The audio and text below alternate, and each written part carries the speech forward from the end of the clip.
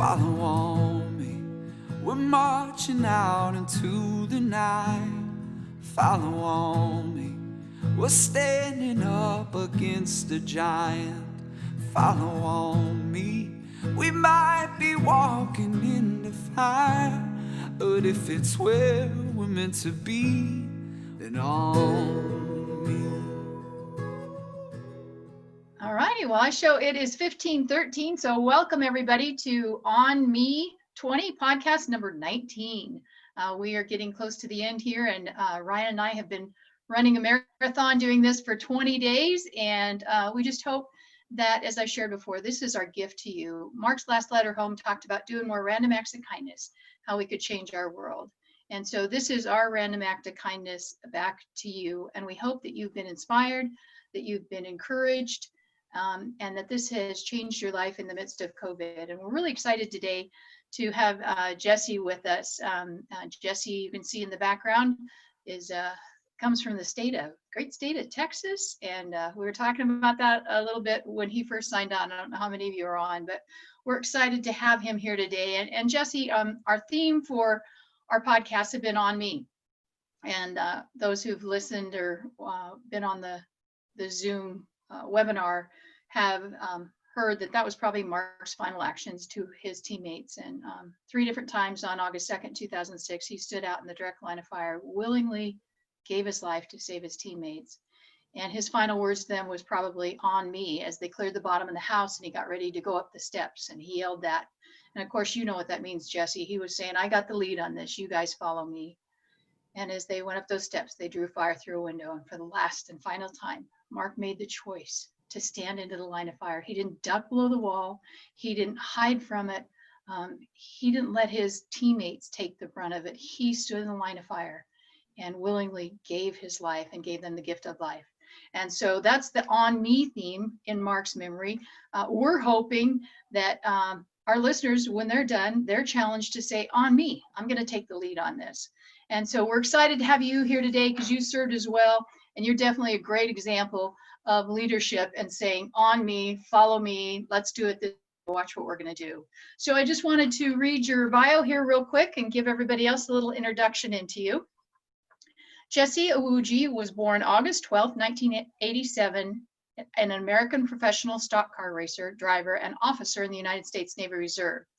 At a young age, Jesse was interested and driven in the sporting world. Being a Texan, football naturally took its course in his life and landed him a full-ride athletic scholarship to one of the nation's top universities, the U.S. Naval Academy. There he played NCAA Division 1A college football and ran track and field all 4 years.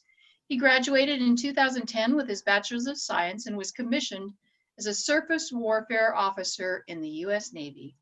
He has been on 2 Arabian Gulf deployments on the Exultant and the USS Comstock. Jesse served 7 years active duty and then transitioned to the Navy Reserves, where he currently serves. Outside his current active duty status in the Navy, Jesse has always had a passion in motorsports. In 2013, he was featured in the Hot Rod magazine twice for world record accomplishments in the modern Hemi drag racing world and was on the cover of Mopar Max magazine. In all things Jesse Iwuji does, there are 2 constant elements, his love of country and his fighting spirit. It has been key for him, who is currently serving the Navy Reserves, to honor his country while pursuing and attaining excellence. As a sailor and a driver, Iwuji has served as an ambassador for both the military and NASCAR communities. In addition to supporting military philanthropic groups, he is also involved in various NASCAR events, supporting the armed forces and veterans. So Jesse, officially welcome. Thank you. Thank you. Yeah, thank you so much for having me on the show. You bet. You know, you've continued to work hard and serve in the military, obviously being at the Naval Academy and playing football. Go Navy, beat Army. Had to get that there.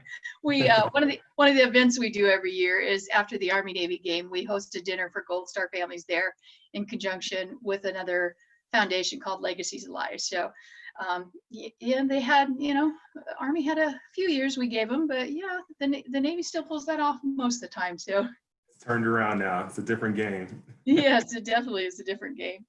but we're excited to have you here. Tell us a little bit more. Obviously, we know that you grew up in Texas. Tell us a little bit about your family. Yeah, yeah, for sure. So I'm Nigerian. Both of my parents immigrated from Nigeria to the U.S. in the 80s. They had me and my two brothers and my sister where we grew up in Texas. Pretty much grew up there our whole lives. And as you mentioned earlier, I played football, and that was like my big thing. So when Naval Academy started recruiting me in high school to play football at the academy, I just saw it as a great opportunity to be able to go to a great school, get a great education, play great football. And then when I graduate, be able to serve in the United States Navy as an officer. So it was just a win in all different kind of ways. And I'm really happy I got that opportunity, and to be able to go out and basically, spend 7 years of my life active duty. And now the past 3 years, I've been in the Navy Reserves, and I plan on staying in the reserves until 2030 so I can hit my 20-year point. So to be able to serve alongside a lot of great people, a lot of great sailors, Marines, and we've done some joint stuff with the Air Force and Army and so on. So to be able to serve alongside with all those people and see all the great things all of our people are doing out there, it's been really fun and definitely motivating for sure. That's great. So serving in the military, you've done 2 combat deployments in the Gulf, correct? I've gone two deployments in the Gulf, both on ships. So I was on MCM Crew Exultant. So I was on a Minesweeper, my first deployment. My second deployment was on USS Comstock, which was another ship. It was a lot bigger ship with I believe we had over 800 people on that ship. But spent about 5 months out in the Gulf with that ship, and then the rest of my 2 years was back in the U.S. just doing regular underways and stuff. But I've been on 2 different deployments to Arabian Gulf. Got to see a lot of cool things. Work with a lot of great people. Even work with some SEALs at one point, and that was a really cool time. Never thought I'd get to work with some SEALs, but those guys are pretty awesome. So I got to do a lot of cool stuff doing that, and learned a lot and got to see a lot. And anytime you're out there in the Gulf, you're surrounded around a lot of people and countries who may not like the U.S. that much, or may not like that we're out there. So every day you have to be on your toes. Anything can happen. There's plenty of times you're out there and we're getting harassed by this group or this group or this group, and luckily we were all safe for the most part. We did not come back with everybody. There was some training incidents where I believe we lost like 2 Marines, but besides that, everyone else made it home safe. So wherever you're out there, no matter what, whether a shot's fired or not, it's always dangerous. It's a dangerous environment. People lose their lives all the time for many different things. So you gotta stay on your toes. Yeah. So on the Minesweeper, was that something then? Do you find mines a lot when you're out there? Obviously, it's a little different warfare than we do now than what we used to do, but is that still something pretty common? Yeah, so there definitely are still mines out there. There are there's areas out there that still have mines from World War II and all that stuff. And for the most part, those places are marked, and you know where they all are at because we've done different mine hunting operations to figure out, okay, these are areas where mines are still at, and these are areas where mines aren't. So usually you're not going to drive through where mines are at. For the most part, ships have been safe for a long time. I don't believe we've had any mines hit a ship in a long time. But back during the first Gulf War, and I can't remember if anything happened in the second Gulf War or not, or maybe right before. But yeah, mines are still out there. I mean, ships can still hit mines. So the reason why we even still have minesweepers, even though they're pretty old ships, is just so that we can still have the capability to go fight against mine warfare. Because mine warfare, compared to all of the kind of warfare, is very cheap and pretty simple for countries, especially if they don't have a huge budget. When you can go spend $10,000 to $20,000 on a mine, put it out there in the water, and cause millions of dollars of damage on a vessel. So it's very cheap warfare for what it can actually do towards vessels out there. So was that the ship you were on then when you were working with the SEALs, or was it the other one? I was on the amphib when I was working with the SEALs. Minesweeper, we're small. Minesweeper had 80 people on board the ship, and I believe we're like 225 foot long. So a small ship. We don't do too much with the SEALs.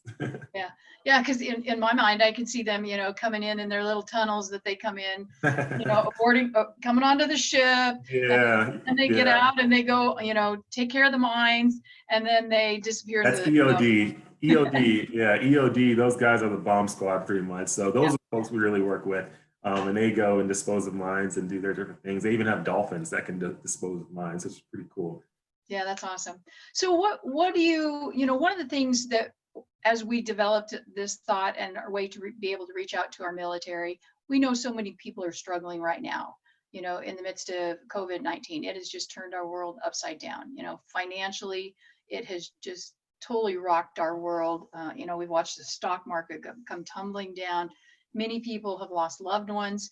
A lot of them have lost their businesses that they worked so hard and put so many hours into. Not sure if they're going to be able to come back once they can get back at it. Some people don't know how they're going to feed their families in the next week. And as we work through this, we wanted to talk about some of the struggles our different guests have gone through and how they overcame those things. What would you say, and I don't know if that's, something related to your military service or something else, what would you say is the biggest struggle or trial that you've had to go through, and how did you overcome that? Yeah, so over my life, I've gone through many different type of trials and tribulations and all that stuff. Especially with what's going on right now. I mean, it's definitely affecting everybody in the business world, sports world, military world, you name it. I mean, even the military, we're having to do different things that we've never had to do before. Just this morning, I was commissioning a new second lieutenant into the Army, and usually I would have had to be there in person, but I had to do it over Zoom, which is like Wow. I've ever had to do that. So things are changing and things are different. Right now is really adapt and overcome, and I think that's just what life's about, and that's something that we learn in the military is this whole adapt and overcome type thing. So for me, I've been in the military since 2010 now, and I'm also now racing in NASCAR. I started racing. I started my whole racing journey about 5 years ago. When I first started, I didn't know where to go or what to do. I don't come from a family that has a lot of money. I'm not rich. I didn't have a lot of money myself. I was a lieutenant in 03, and we make decent money, but we don't make NASCAR racing money. You need a lot of money to get going. So for me, the trials and tribulations that I had to go through was just starting from the bottom without much help at all. I had to find a way to, figure out a way to spend, or find a way to get money to actually get into races where, we were spending $5,000 per race just to race. And that was at the lowest level. Now I'm at a level now where the bigger teams are spending $150,000 per race, and I'm still having to find that type of money.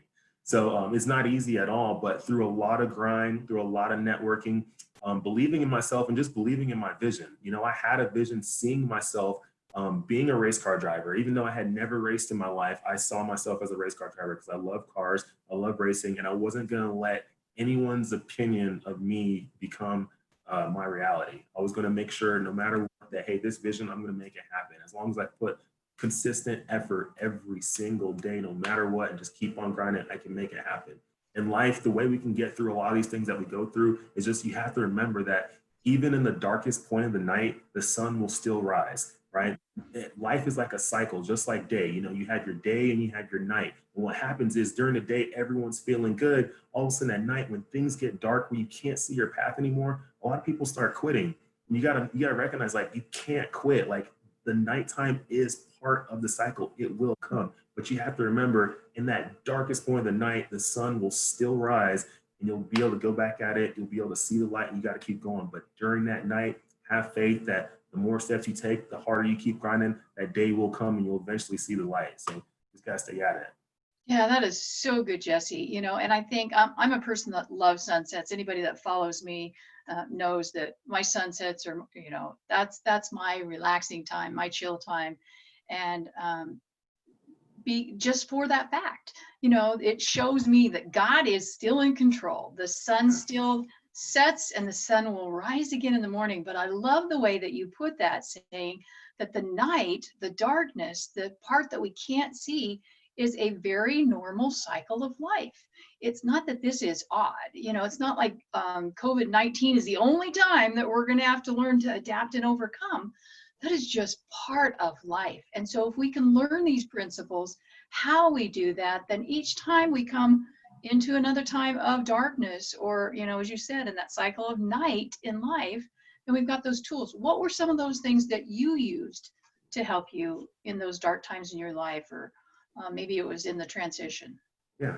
So during that time, a lot of different things have helped me get through those dark times. So number one, as you just mentioned, God, right? I'm a man of faith. I love God. God's been here for me my whole life. Sometimes when we're going through dark times, sometimes we feel like God might not be there for us, but God is there. That's when he's carrying us through those times.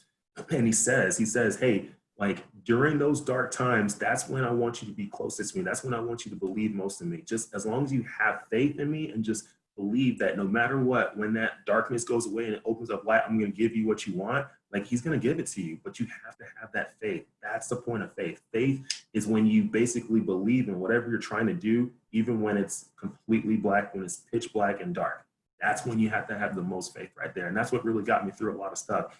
Also, too, listening to a lot of great motivational speakers and stuff who have shared their stories, that really helped me understand, like, hey, it is normal to go through tough times. It is normal to have bad days. And those bad days, they might be one day in the year. It might be a lot of days in the year. It might be many years. But those things happen, and it's a normal occurrence. And listening to different people speak and listening to their lives and how they got through different things, I came to realize, like, it's okay. Like, it's okay. Like, even when something bad happens, all that means is something else better is going to happen after that. A setback is only a setup for a phenomenal comeback. So if people can remember that, a setback is just a setup for a phenomenal comeback. So then when bad things are happening, that's when you should smile and be like, wow, this is great. I actually like that these bad things are happening, because all that means is something great is on the end. You just got to endure through the bad, and sometimes it sucks, but it's what has to happen.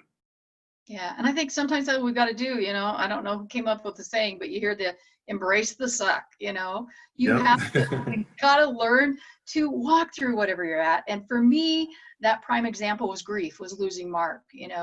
I've been through a lot of trials and tragedies in my life as well that were extreme, but boy, I'll tell you what, losing Mark was the toughest thing I ever went through. And if it wasn't for the proving grounds of those other trials and tragedies that I had in my life, it wouldn't have prepared me to stand, and survive losing Mark. And that was because, as you said, when you can't see God, he is there. But if we study him, if we know who his character is, then when we come upon those dark times when we can't see our way through, we can't make those decisions, we don't know how we're going to overcome, then that is when we know his character. And I tell people all the time, God's character, my circumstances drastically changed, but God hadn't changed. He was still the same God on August 2nd as he was on August 1st. And so we get in those dark times and that we do trust him, then that's when the peace comes in the midst of the storm, so that's awesome. So were there other things that you've, found were strong things for you when you process through and you get to those times again that you go through? Do you kind of have a routine, a checklist? Okay, I need to make sure, I'm close to God, I'm, reading my Bible. What other things do you do? You gotta understand, you have to continue to be creative, right? This world is changing so fast. The rate of change, I would say 1,000 years ago was a very, very long time. I mean, the rate of change back in 1900, between 1900 and 1950 was different than it was from 1950 to 2000, and from 2000 to 2020. Things are just getting faster and faster and faster. So we're living in a world of speed. Right now, information flows so quick. I mean, that's why things go viral. They say things go viral when something happens and it gets on the news and it gets posted on social media. All of a sudden, people know instantly. Instantly, things are just flaring out there, and it's crazy. So in this ever-changing world, you have to find ways to continue to be creative so that your message and whatever you're trying to do continues to get out there, your energy continues to get out there, because you have to adapt, you have to overcome, and it has to happen a lot quicker nowadays than it did a long time ago. Back in the day, you might have a week or 2 or 3 or a month to figure something out. Nowadays, with the amount of information we have in front of us, you got to be able to use it and use it quick to get out of whatever rut you're in.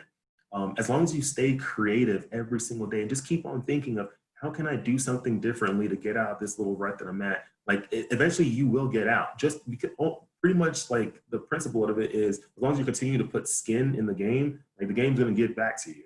So continue to be creative every single day. When you're going through bad times, wake up in the morning and think, okay, I tried this and it wasn't working well. What can I do next? And just keep trying to figure out something. And the thing is, it's not that you have to make the right decision. The thing is, you just have to make a decision and act on it. Right? Yes. People sit there with analysis paralysis. Analysis paralysis is where they just sit there and think, and never step.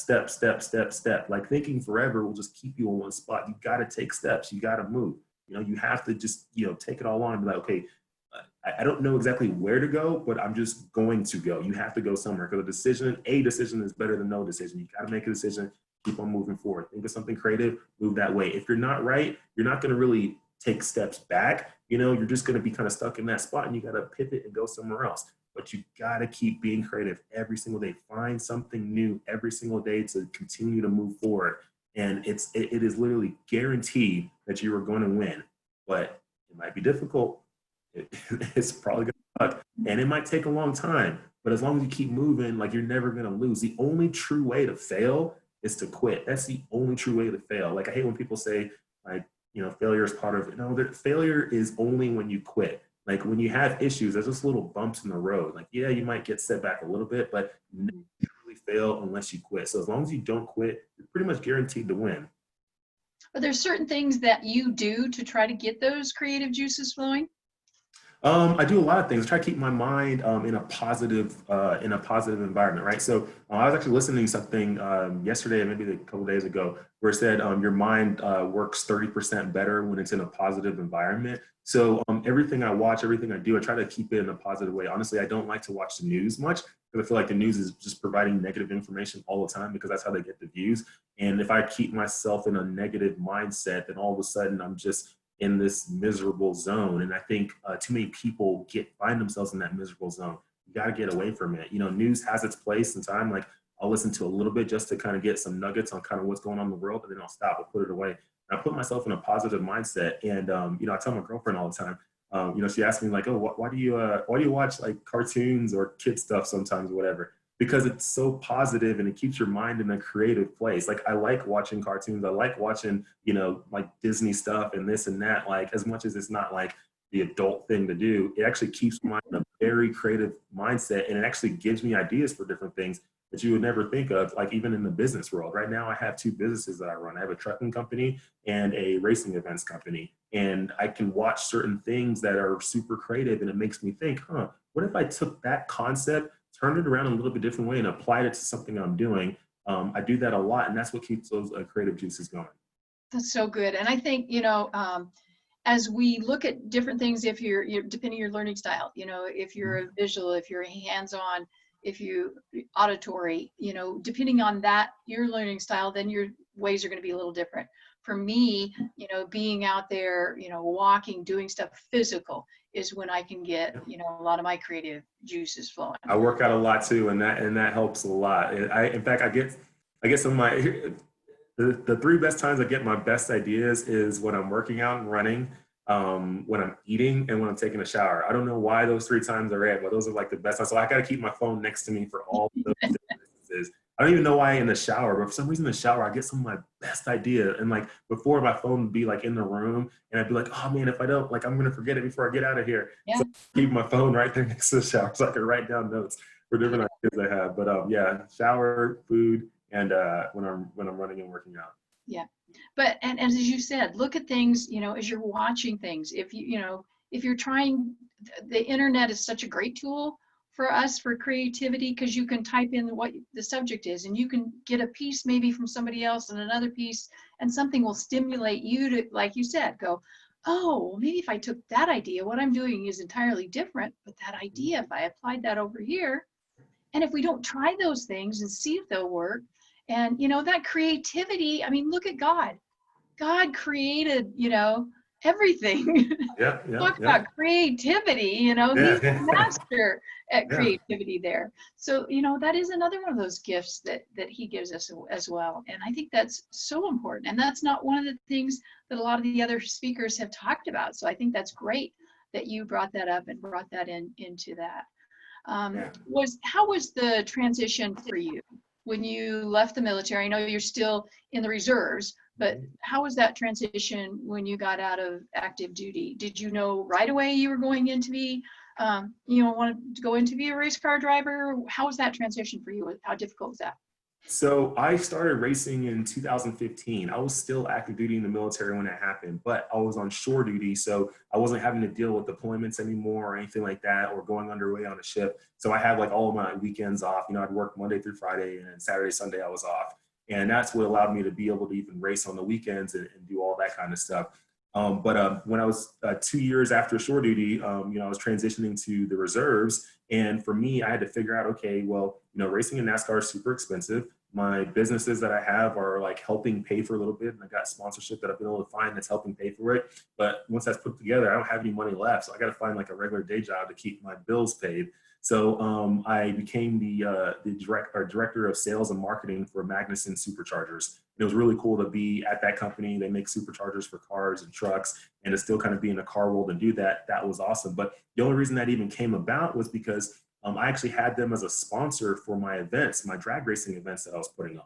So because of that is where I built that relationship. So for all of the different vets out there who are trying to figure out, or whether vets or people who are still in active duty, wherever you are, if you're trying to figure out what your next step in life is, the biggest thing is network. I never, at the Naval Academy, I didn't get a sales or marketing degree. I didn't get any of that stuff. All I did to get this job was just network. Like I was able to figure out a way to get these folks to sponsor my event. And through that, I showed them my ability to market, my ability to promote them, and how dedicated I was towards working hard to turn a small event, which when it first started only had maybe 200, 300 people showing up, to an event that was having 2,000 to 3,000 people showing up. And my ability to show them that I can grow something out of nowhere, even though I didn't have like educated knowledge towards doing it, I just figured it out. Showing them those skills through, me networking with them and doing all that stuff, that's what allowed me to get put in a position where I could take that job there. So for those of you out there, like, that's why I say every single day you have to be doing something to move forward. Don't sit back. Every day you're doing something to move forward. What's that doing is preparing you for the fight you don't even know. So for me, being active duty going into the reserves, the fight that I didn't know was coming, which I knew was coming, but I wasn't completely ready for, was, going from having a full-time job to not having a full-time job. But because I was taking steps every single day, that was grinding forward, pushing forward, and doing all different kind of things, that set me up and prepared me for the fight that I didn't even know was coming. And all of a sudden, when the fight was there, I was already ready. I didn't know what I was preparing for. I just knew that I was preparing. And that's what we have to do as military folks out there. Prepare for that fight that you don't even know is coming. Grind every single day. Be creative every single day. Try to push towards something that's really hard and really difficult, but as long as you have the vision and you can see it, you can get there. But if you're pushing towards these things and being creative and networking and grinding, like, doors and pathways will open up. God sees the skin you're putting in the game. He's going to get back to you. Just show him that you're dedicated to life, that you're just going to push forward no matter what.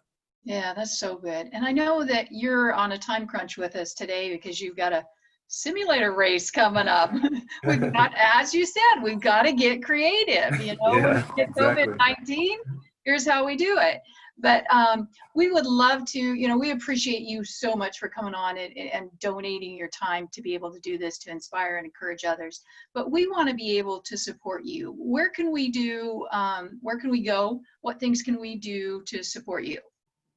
Yeah, so for those who are watching, first of all, thank you for even coming on here and listening to us. And, for those who want to continue to follow my journey, go on social media. I'm really easy to find. I think everyone can see my name up here, Jesse Iwuji. Just search for me on Instagram. In fact, right now, I don't know how many people are watching right now, but how many people are watching?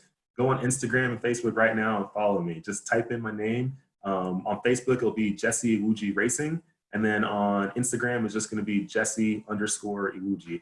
And just follow me on there. I post every single day. And don't worry, I don't post any boring stuff. Everything I post is going to be either inspirational, really funny, or just really cool. That's all I do. I just going to post good stuff, and it's always going to be a positive message. I'm never, ever negative Nancy on there. You're never going to see me do a rant, nothing like that. It's always going to be positive. It's going to be either funny, positive, whatever, inspire you, or just going to be really cool to look at. So, follow me on social media or go to my website. You can see all the stuff we got going on there too, jesseiwuji.com. And just keep following the journey. Right now I'm in the NASCAR Truck Series. I race part-time schedule in the series. So I don't race every race, but I race a part-time schedule. And eventually I'm going to be moving up to the NASCAR Xfinity Series, and then eventually the top level of NASCAR, which is the NASCAR Cup Series. So expect to be racing there eventually in the next couple of years or so, and just looking forward to it. But here in a little bit, I got a simulator race. So we got practice starting in about 20 minutes. I'll be on iRacing, and it's going to be broadcasted on enascar.com. Practice starts in 20 minutes, and the actual race, the heat races start about 5:10 p.m. Pacific, and we'll be racing after that. So we're looking forward to it. Nice. And one of the things we love in the military is good challenge. So, and I think you've got a challenge to throw to us today. Yeah. My challenge for everybody is for whoever's on Instagram and Facebook, they have the story mode on there. I want everyone to do this 21-day challenge, and it's basically your 21-day goal challenge. So what you need to do is the first step is pronouncing or proclaiming what your goal is, right? A lot of people have a hard time doing that. They don't make a decision on what their goal is.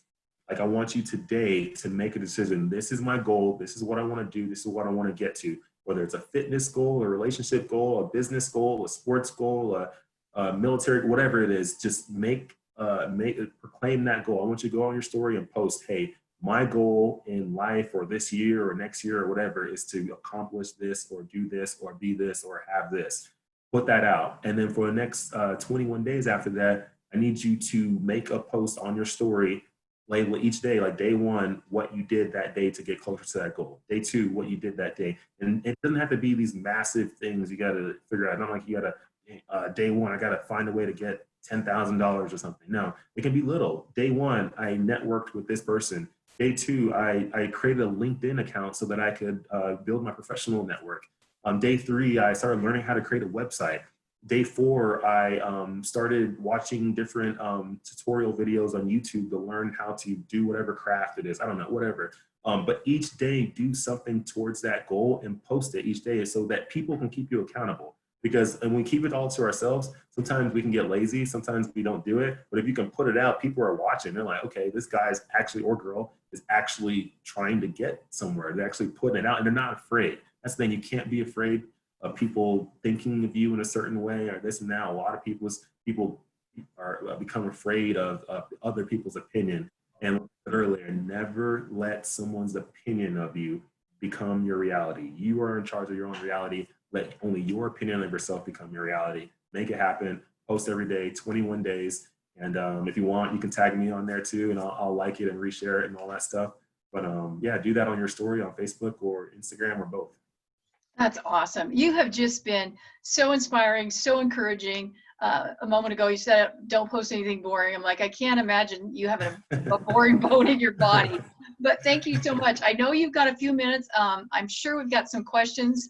Ryan, can you jump on and throw out some of those questions? What's happening, Jesse? Hey, how's it going? Hey, brother. Just want to thank you first for your service, my friend, and second for joining us on this journey of On Me 20. It's been incredible. Incredible guests, including yourself. Your energy is infectious, my friend. So thank you for bringing that to the group. My daughter is hanging out with me today, and I think it's fitting that you mentioned something that you watched. So she wanted to ask you a quick question, if she could. Yeah. What's your favorite cartoon? Favorite cartoon? I have a few of them, but I would say honestly, it was probably Robotech, which I don't believe still comes on anymore. But back in my day, maybe I don't know, like 20 years ago, it came on I think it was on Cartoon Network is when it came on. So Robotech, it was basically about these like almost like Transformers. It was kind of a Transformers type cartoon, and Transformers also was another favorite cartoon. That's why I can't say it's just one. Transformers, Robotech, Gundam Wing, and Dragon Ball Z.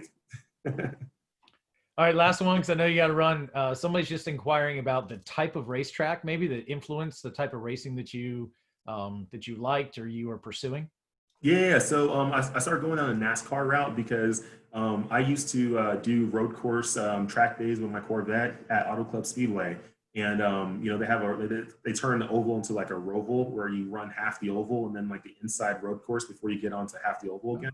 Okay. So being on that NASCAR track doing that, it was really, really cool. So that's kind of, I think, what started pushing me towards the NASCAR route. I'm like, man, it'd be really cool to run the whole oval and to race it against a lot of people. So that's kind of what I started setting my eyes on. And then through that is when I started networking with people, meeting people that led me towards being able to race late model stock cars at Irwindale Speedway. And then I moved into the NASCAR K&N series from there, and then eventually the ARCA series, and then now the NASCAR Truck series. So this is kind of one thing after another. Cool, brother. Well, be well. Good luck with your race today. Thank you so much. Awesome, Jesse. Thank you so much. I know you've got to run. We're going to stick around and do a little praying, but thank you. And as he said, good luck on your race today.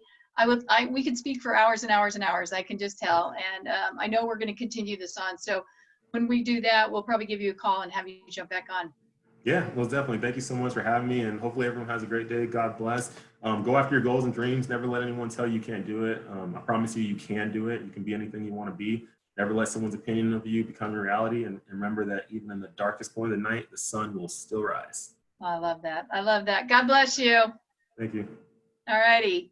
And I just think, as we've talked about this series over and over, it'll be 14 years, August 2nd, that Mark was redeployed to heaven.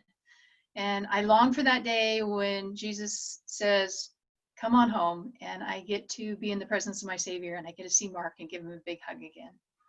But that day, I don't get to determine. And I've promised, and until God does call me home, that I will stay in the fight and that I will make a difference with my life and the lives of our men and women who served and were willing to give their lives for me. And some of them did, and that we can continue to support those families and not leave them behind.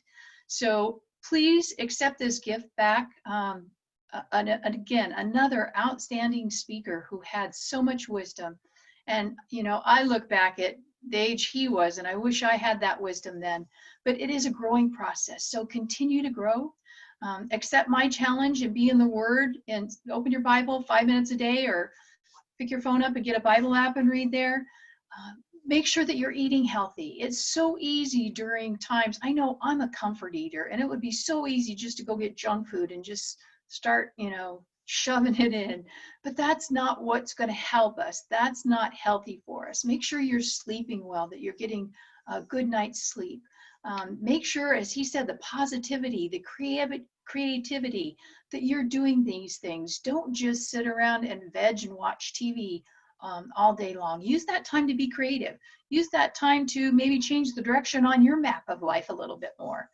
But, and just remember, as you leave today, I hope that you say, on me, and that you determine that you want to take the lead in your own life. You want to make a difference. You want to make a difference for your family. You want to make a difference in your community, where you work, in your church. So God bless you. We've got one more final day, and tomorrow we will have Mark's Task Unit Commander, Jocko Willink, with us. And again, this is going to be an amazing ending to 20 amazing days. God bless you. If you need us, if you're struggling, please don't hesitate to reach out. You can reach us at americasmightywarriors.org, or you can email us at the same americasmightywarriors@gmail.com. We're here for our military, for our veterans. God bless you. God bless the USA. Talk to you later.